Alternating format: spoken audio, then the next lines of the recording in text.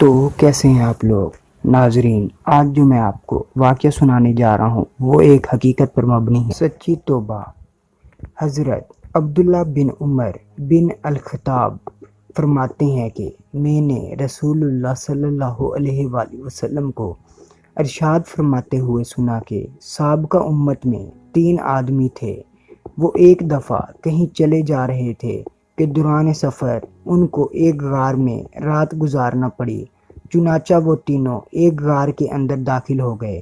تھوڑی ہی دیر کے بعد پہاڑ سے ایک بڑا پتھر سرکا اور اس نے آ کر غار کا منہ بند کر دیا۔ سب کہنے لگے کہ اس پتھر سے نجات اور خلاصی کی یہی صورت ہے کہ ہر آدمی اپنے نیک اعمال کا اللہ تعالیٰ کے سامنے وسیلہ پیش کر کے دعا کرے۔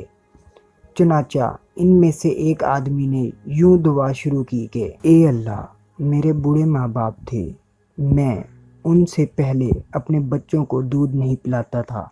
ایک دن میں درختوں کی تلاش میں دور نکل گیا۔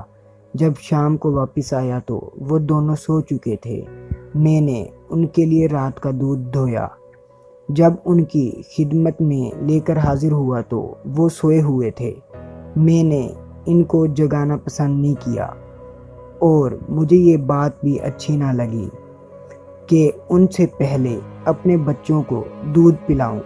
چنانچہ میں اسی حالت میں کہ دودھ کا پیالہ میرے ہاتھ میں تھا اور ان کے بیدار ہونے کا انتظار کرتا رہا، یہاں تک کہ ساری رات گزر گئی اور صبح صادق ہو گئی اور بچے میرے قدموں میں بلبلاتے رہے۔ پھر وہ بیدار ہوئے تو انہوں نے دودھ نوش کیا۔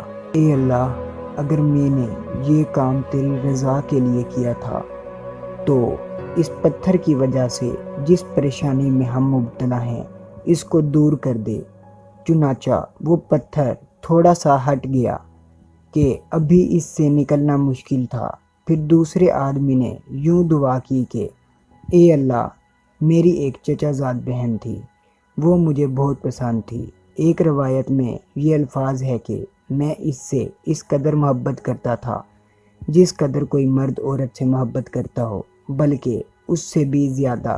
ایک دن میں نے اس سے برائی کا ارادہ کیا تو وہ نہ مانی، حتیٰ کہ وہ قحط میں مبتلا ہوئی میرے پاس آئی۔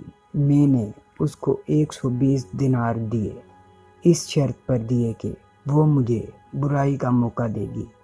وہ تیار ہو گئی، یہاں تک کہ جب میں نے اس پر قابو پا لیا، ایک روایت میں ہے کہ جب میں اس کی 2 ٹانگوں کے درمیان مباشرت کے لیے بیٹھ گیا تو وہ کہنے لگی کہ خدا سے ڈرو، جائز طریقہ ہی سے پردہ بکارت زائل کرو۔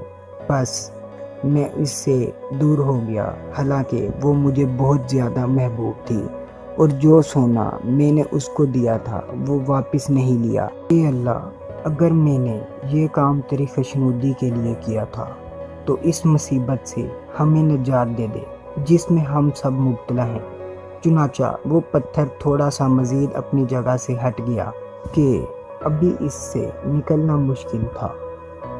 پھر تیسرے آدمی نے دعا کی کہ اے اللہ، میں نے چند مزدور اجرت پر رکھے تھے، ایک آدمی کے سوا سب کی مزدوری میں نے ادا کر دی۔ وہ آدمی جس کی مزدوری میں نے ادا نہیں کی تھی وہ اپنی مزدوری چھوڑ کر چلا گیا تھا۔ میں نے اس کی اجرت کو بڑھایا یہاں تک کہ اس سے اموال کثیرہ ہو گئے۔ پھر ایک عرصے کے بعد وہ آیا، اس نے کہا کہ اے اللہ کے بندے، میری اجرت مجھے دے دو۔ میں نے کہا کہ یہ اونٹ، گائیں، بکریاں اور غلام وغیرہ جو تجھے نظر آ رہی ہیں یہ سب تیری ہی اجرت ہے۔ اس نے کہا کہ اے اللہ کے بندے، میرے ساتھ مذاق نہ کر۔ میں نے کہا کہ میں تیرے ساتھ مذاق نہیں کر رہا ہوں۔ چنانچہ اس نے وہ سارا مال لیا اور 7 جانور ہانک کر لے گیا، کوئی چیز نہیں چھوڑی۔ اے اللہ، اگر میں نے یہ کام تیری رضا حاصل کرنے کے لیے کیا تھا تو ہمیں اس مصیبت سے چھٹکارا عطا فرما دے جس میں ہم سبھی مبتلا ہیں۔ چنانچہ وہ پتھر دور ہو گیا اور وہ تینوں اس غار سے نکل کر آگے کو روانہ ہو گئے۔